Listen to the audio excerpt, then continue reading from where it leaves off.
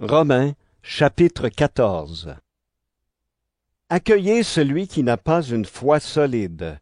Ne critiquez pas ce qu'il pense. Par exemple, quelqu'un croit qu'il peut manger de tout, mais quelqu'un d'autre qui n'a pas une foi solide mange seulement des légumes.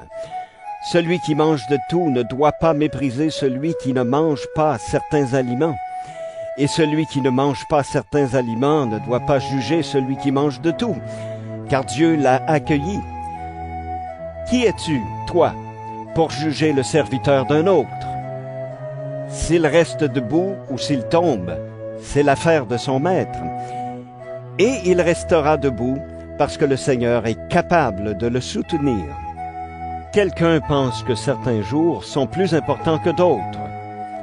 Quelqu'un d'autre pense qu'ils sont tous pareils. Chacun doit être bien persuadé de ce qu'il pense. Celui qui fait des différences entre les jours fait cela pour le Seigneur.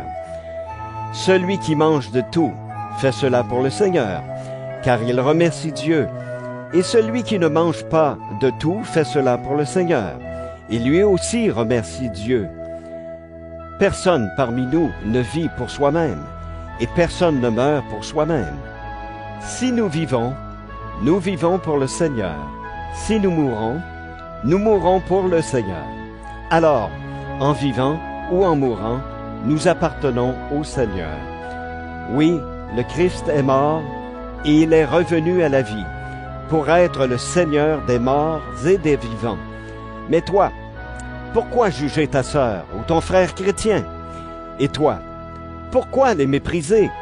En effet, nous devrons tous nous présenter devant le tribunal de Dieu. Dans les livres saints, on lit « Moi, le Seigneur vivant, je le jure, tous les êtres humains se mettront à genoux devant moi, et tous me rendront gloire. » Ainsi, chacun de nous devra rendre des comptes à Dieu.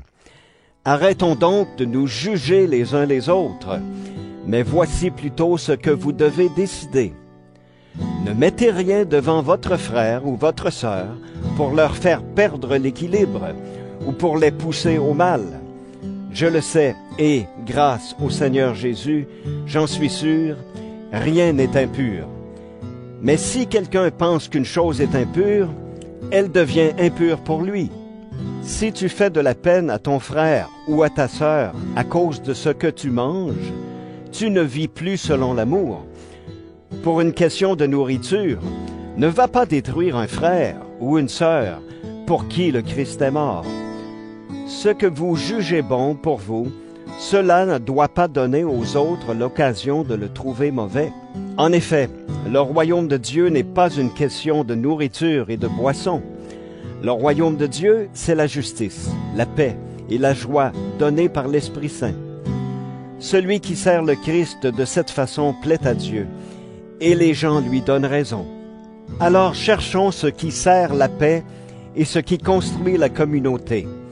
Ne détruis pas le travail de Dieu pour une question de nourriture. C'est vrai, tous les aliments sont purs, mais manger quelque chose qui pousse les autres au mal, ce n'est pas bien. Ce qui est bien, c'est, par exemple, de ne pas manger de viande, de ne pas boire de vin, en un mot, de ne rien prendre qui peut faire tomber dans le péché ton frère ou ta sœur.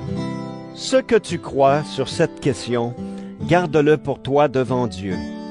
Il est heureux, celui qui ne se sent pas coupable quand il décide d'agir. Celui qui mange un aliment en n'étant pas sûr de bien faire, celui-là, Dieu le condamne. En effet, il n'agit pas en accord avec sa foi, et quand on n'est pas en accord avec la foi, on commet un péché.